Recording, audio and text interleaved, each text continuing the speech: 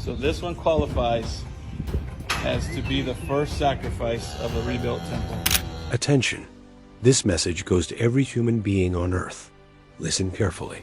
And you must watch this video to the very end to understand what is happening right now in Jerusalem. What I'm about to reveal to you will shake the very foundations of everything you thought you knew about biblical prophecy, the end times, and the future of humanity itself. For the first time in 2,000 years since, the Roman legions destroyed the Second Temple and scattered the Jewish people to the ends of the earth. We are witnessing the impossible becoming reality. This is not just another religious story.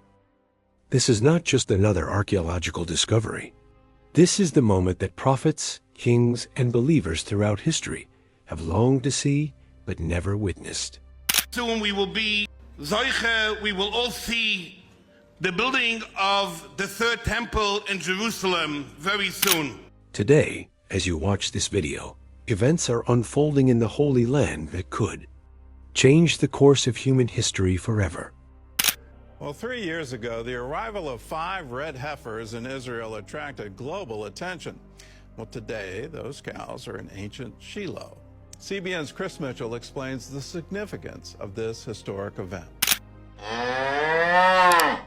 And the Lord said unto Moses, This is the ordinance of the law which the Lord hath commanded, saying, Speak unto the children of Israel, that they bring thee a red heifer without spot, wherein is no blemish, and upon which never came yoke. Numbers 19:2. But what if I told you that after 2,000 years of waiting, that perfect red heifer has finally been found? Picture this. It's a quiet morning in the hills of Israel, and a young farmer walks through his pasture, checking on his cattle as he has done countless times before. But today, something catches his eye: a calf, born without blemish, crimson red from head to tail, untouched by any yoke. He doesn't yet realize that this single animal could change the course of biblical prophecy forever. Little does he know that religious leaders, archaeologists, and believers worldwide have been waiting centuries for this exact moment. And we honor President Trump for what he has done for Jerusalem and for the Jewish people. The tension in Jerusalem is palpable. For the first time since the destruction of the Second Temple in 70 AD, we stand at the threshold of something unprecedented. The Temple Institute has confirmed what many thought impossible. Not 1, but 4 red heifers have been identified, with 3 meeting the strict biblical requirements for the ancient purification ritual. But here's what's sending shockwaves through the religious community. A mock ceremony has already been performed with one of these precious animals. Breaking news, a red heifer was just burned in a ritual sacrifice rehearsal for future temple priests, reported by Israel National News. You might be wondering why a single cow could cause such worldwide attention. The answer lies buried in the depths of biblical law and prophecy. According to Jewish tradition, the ashes of a perfectly red heifer are the only substance that can purify those who wish to enter the third temple. Without this purification, temple worship cannot resume. For 2 millennia, the red heifer isn't just an animal. It's the key that unlocks the door to rebuilt temple worship. But the implications run deeper than most people realize. The last time a red heifer was sacrificed was before the destruction of the Second Temple, making this potentially the 10th red heifer in all of recorded history. Ancient Jewish texts speak of only 9 red heifers being used since the time of Moses, with the 10th being reserved for the Messianic age. Could we be witnessing the fulfillment of prophecy before our very eyes? The discovery has created a firestorm of debate within Christian circles. Some believers argue that Jesus Christ fulfilled the need for such sacrifices, his perfect blood making any future animal sacrifice unnecessary. They point to Hebrews 9:12, which declares that Christ entered once for all into the holy places, not by means of the blood of goats and calves, but by means of his own blood, thus securing an eternal redemption. Yet others see these developments as a necessary step toward the fulfillment of end times prophecy. What makes this moment even more extraordinary is the timing. The red heifers were born in the United States and transported to Israel specifically for this purpose. The animals have been carefully monitored and examined by rabbinical authorities to ensure they meet every requirement outlined in the Torah. Not a single black or white hair can be found on their bodies. They must be at least 2 years old. And critically, they must never have been used for any work, no yoke, no burden, no human exploitation. The preparation process itself reads like something from ancient times. The heifer must be slaughtered outside the camp, in this case, on the Mount of Olives. This sacrifice ritual must be done in Jerusalem, facing the third temple location, which is the Aqsa Mosque. The entire procedure must be carried out by a priest who has undergone specific purification rituals. The ashes are then mixed with spring water to create the purification solution required for temple service. But here's where it gets truly remarkable. The location where this ceremony will take place is the same Mount of Olives where Jesus once wept over Jerusalem, where he ascended to heaven, and where Scripture prophesies he will return. The religious establishment is divided. Orthodox Jewish leaders see this as a monumental step toward rebuilding the temple and restoring ancient worship practices. They believe the Messiah will come only when the temple is rebuilt and proper worship is restored. Meanwhile, Christian prophecy scholars are watching with intense interest, some seeing these events as signs of the approaching end times described in books like Daniel and Revelation. What's particularly fascinating is how modern technology is playing a role in these ancient practices. The red heifers are being monitored with genetic testing to ensure their purity. Satellite imagery is being used to study the Temple Mount and plan for future construction. DNA analysis is being conducted to identify potential descendants of the priestly lineage who would be qualified to perform the rituals. Israel today witnessed the long-anticipated red heifer purification ceremony, drawing huge spectators, religious pilgrims, and international media. Any move toward temple construction would undoubtedly create international tensions. Yet those preparing for the red heifer ceremony believe that God will providentially remove these obstacles when the time is right. But perhaps the most intriguing aspect of this entire situation is the convergence of multiple prophetic elements. The red heifer is just one piece of a much larger puzzle that includes the return of Jews to their homeland, the restoration of Hebrew as a living language, the rebirth of Israel as a nation, and now the preparation for renewed temple worship. Each element by itself might be coincidental, but together they form a pattern that has biblical scholars and believers around the world taking notice that the countdown to August 8th has begun, and with it, the possibility that we are witnessing the beginning of the most significant religious event in 2,000 years. That's why the selection process must be handled with great care before any are chosen for sacrifice. The question that haunts believers and skeptics alike is simple yet profound. Are we about to witness the fulfillment of biblical prophecy? Or are we simply observing the passionate devotion of religious traditionalists? The answer may reshape our understanding of both ancient scripture and modern faith as we approach this pivotal moment. One thing is certain: the world is watching, and the implications of what happens next will echo through the corridors of history for generations to come. And he shall sprinkle upon him that is to be cleansed from the leprosy 7 times, and shall pronounce him clean, and shall let the living bird loose into the open field. Leviticus 14-7. It's not possible. Netanyahu has actually privately been funding some of the push through the rabbis around this conversation of building a third temple. Trump is advancing a prophetic process that will usher in, when the time comes, the rebuilding of the third temple.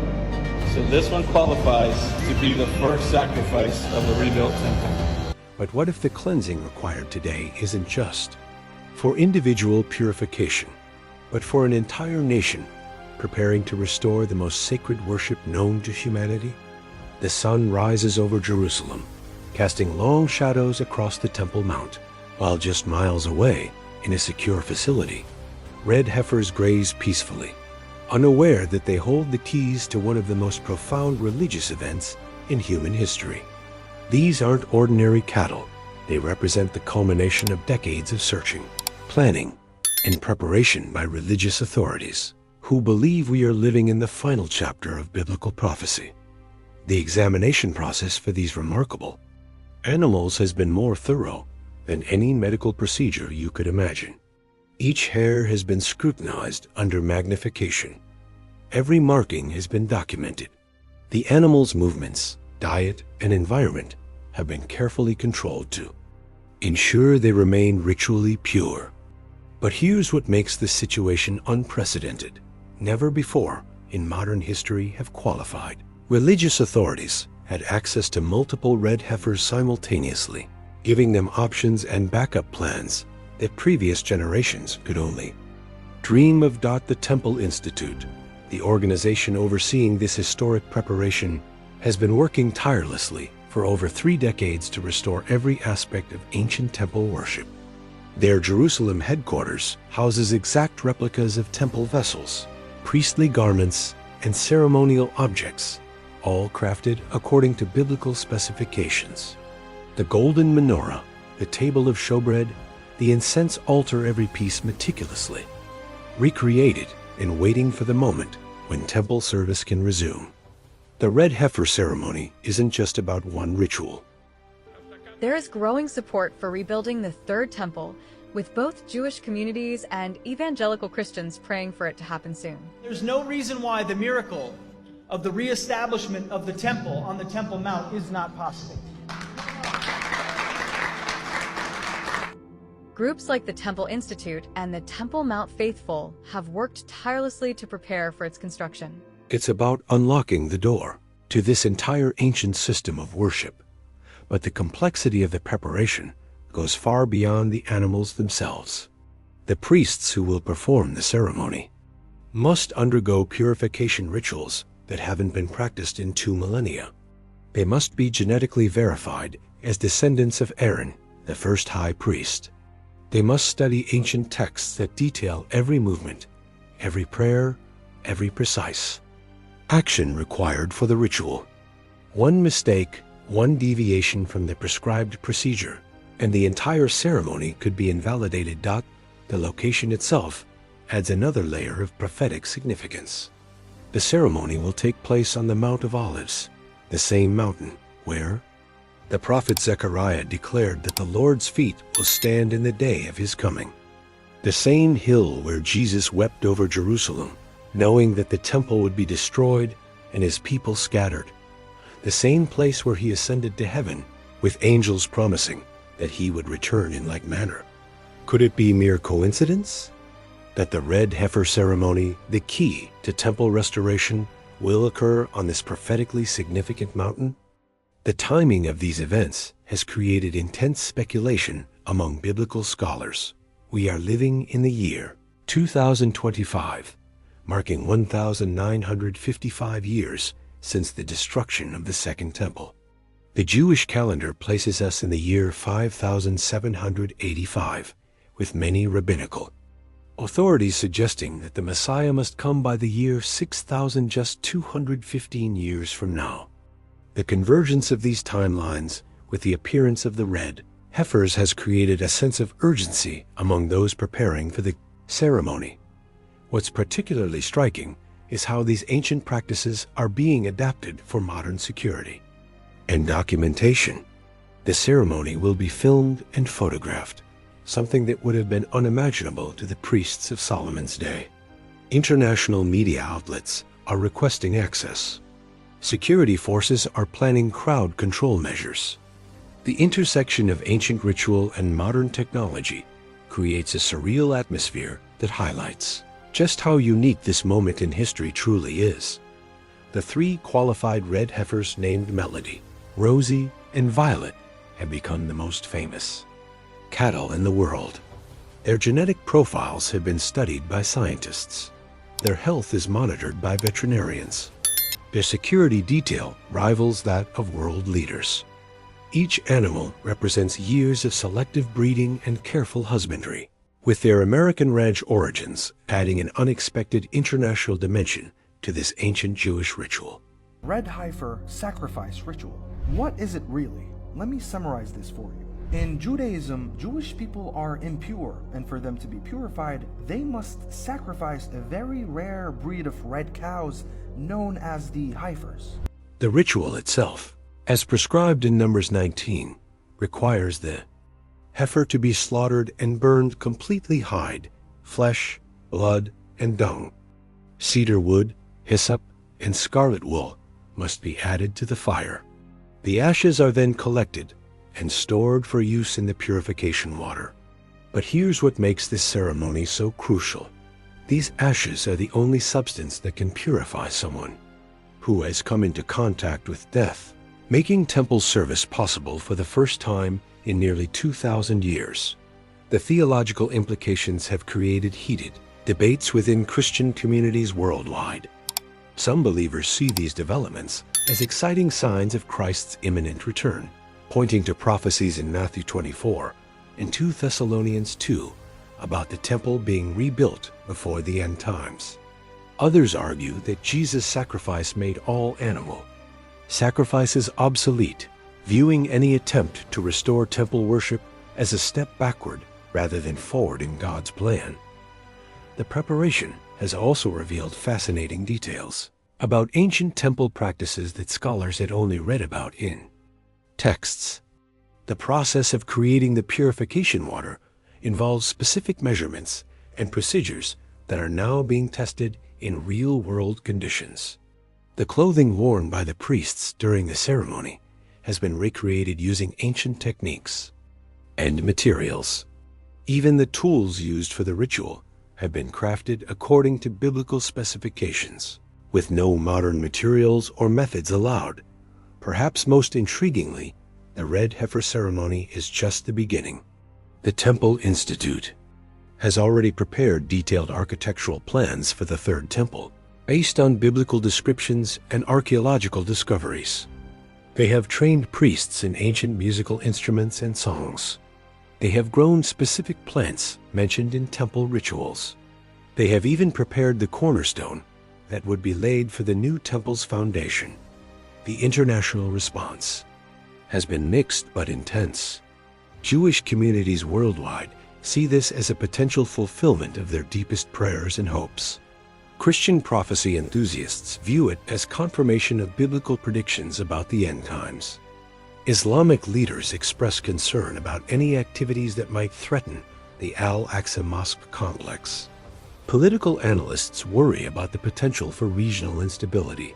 Yet amid all the controversy and speculation, there remains something undeniably powerful about the dedication of those preparing for this ceremony. They are not motivated by politics or publicity, but by sincere religious conviction that they are participating in the fulfillment of biblical prophecy. Their attention to detail, their reverence for ancient traditions, and their willingness to invest decades of preparation into this single moment speaks to a faith that transcends modern skepticism. As August 8th approaches, the tension continues to build.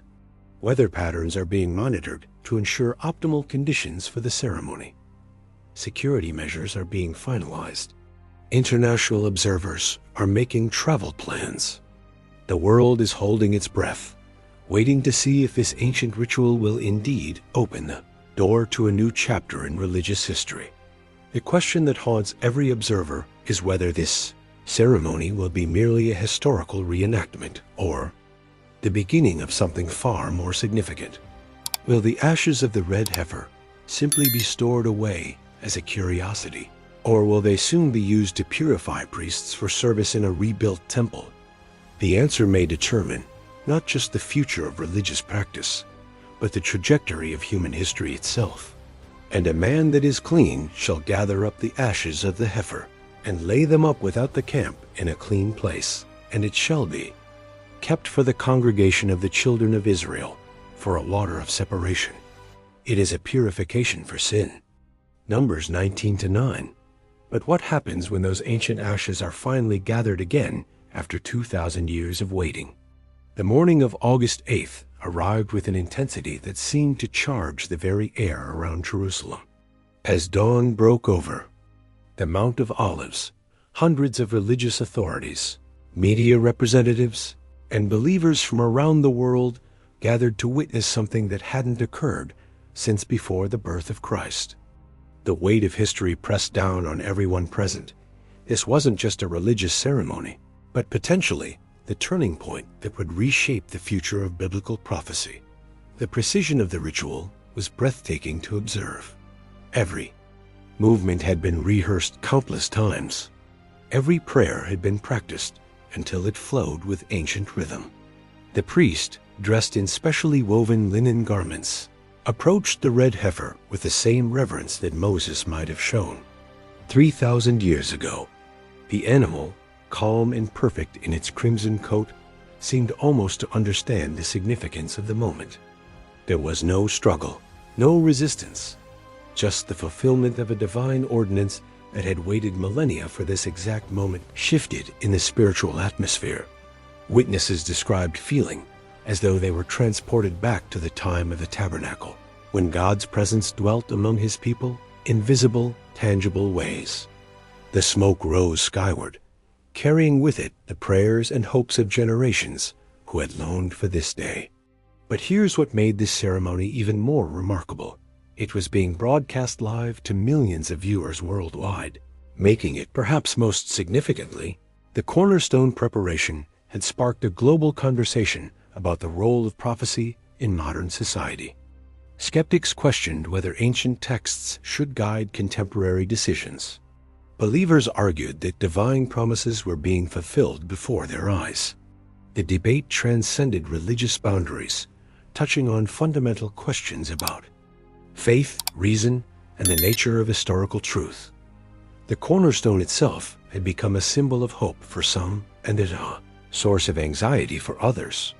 For temple supporters, it represented the culmination of 2 millennia of prayer and preparation. For critics, it symbolized the potential for religious extremism to destabilize international relations. The stone had not yet been laid, but it had already changed the conversation about religion, politics, and prophecy in the modern world as we stand on the threshold of what could be the most significant religious event in 2,000 years. The questions multiply faster than the answers. Will the cornerstone be laid peacefully, or will it spark international conflict? Will the third temple be built in our lifetime, or will political realities prevent its construction? Will these events fulfill ancient prophecies, or will they create new challenges for modern faith? The red heifer ceremony opened the door to temple worship. The cornerstone preparation has brought us to the threshold of temple construction. What happens next may determine not just the future of religious practice, but the trajectory of human spiritual development for generations to come. The ancient prophecies speak of a time when all nations will come to worship in Jerusalem. That time is now approaching, or whether these events represent something entirely different remains to be seen. But one thing is certain: the world will never be the same. Type Maranatha in the comments if you believe we are witnessing the fulfillment of biblical prophecy in our generation. And don't forget to subscribe for more updates on this developing story that could reshape our understanding of faith, prophecy, and the future of human spiritual experience.